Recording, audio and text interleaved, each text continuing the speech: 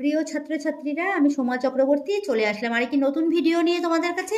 আজকে আমি পড়াবো তৃতীয় শ্রেণীর একটি কবিতা, সারাদিন। সারাদিন সুনির্মল চক্রবর্তীর লেখা একটি কবিতা, সেটা নিয়ে আজকে আমরা তাৎপর্য বিশ্লেষণ করব। সারাদিন সুনির্মল চক্রবর্তীর লেখা। সুনির্মল চক্রবর্তীর কবি পরিচিতিটা কিন্তু আমরা একটু পড়ে নেব। দেখো কবি পরিচিতিতে কি লেখা আছে। সুনির্মল চক্রবর্তীর জন্ম 1953 খ্রিস্টাব্দে। দেখতে পাচ্ছ তার জন্ম কবে। শিশু সাহিত্যিক, ছোট গল্পকার, গীতিকার সুনির্মল চক্রবর্তী।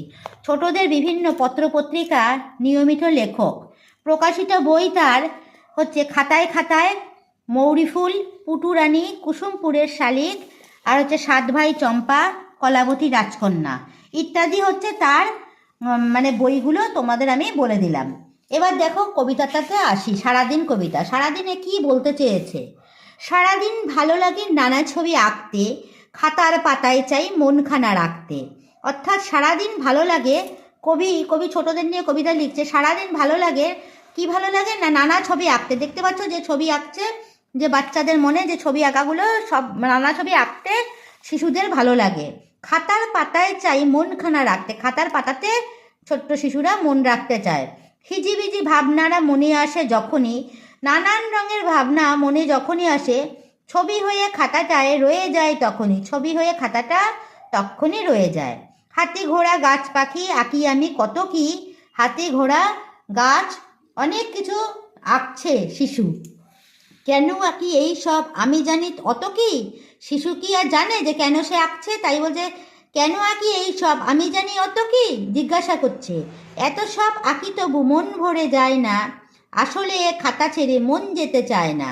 অর্থাৎ এত সব আঁকি তবুও মনটা আমাদের ভরেচ্ছে না, এই খাতা ছেড়ে আমাদের মন যেতে চাইছে না। কবিতার আমি সারমর্মটা তোমাদের বুঝিয়ে দিলাম।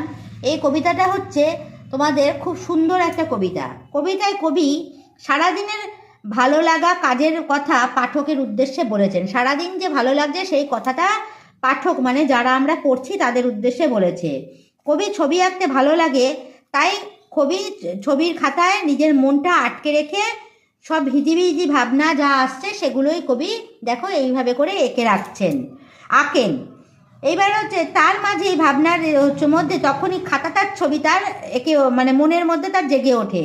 তখন সে খাতায় এই হাতি ঘোড়া পাখি এইসব এঁকে দিচ্ছে।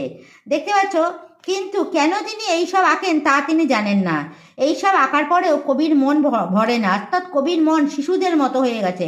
তাই ওই ছবির খাতা থেকে তিনি মন কিছুতেই উঠতে চায় না। সারাদিন কবির মন জুড়ে খাতাটা থাকে, তার সমস্ত ভাবনায় হচ্ছে এই খাতা। এই অর্থাৎ সারাদিন কবিতাটা কবির একটা কল্পনা, কবির শিশু মনের কল্পনাটা এই কবিতার মধ্যে ফুটে উঠেছে। দেখো আমি কবিতাটা তোমাদের যে বুঝিয়ে দিলাম সেটা নিশ্চয়ই তোমরা ভালো করে বুঝতে পেরেছো। তোমরা বাড়িতে এবার খুব সুন্দর করে রিডিং পড়ো। রিডিং পড়লে কি হবে, কবিতাটা তাড়াতাড়ি মুখস্থ হবে। এর থেকে শূন্যস্থান পূরণ যা যা আসবে তোমরা সবটাই পারবে। তাহলে তোমরা কবিতাটা ভালো করে মুখস্থ করে না দেখে লিখে ফেলো।